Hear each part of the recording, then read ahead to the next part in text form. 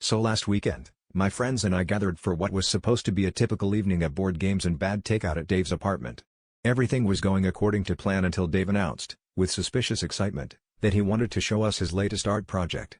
Now, Dave is the kind of guy who once tried to knit a scarf using only cooked linguine, so our expectations were already in the gutter, but we figured, why not? At least it would be entertaining.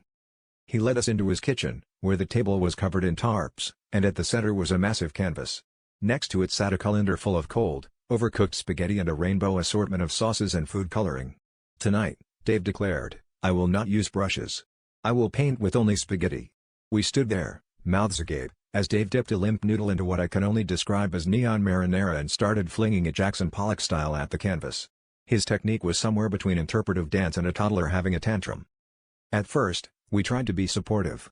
Wow, Dave, that's bold, someone managed. But as the noodles started to stick to the walls, the floor, and eventually my hair, the scene devolved into chaos.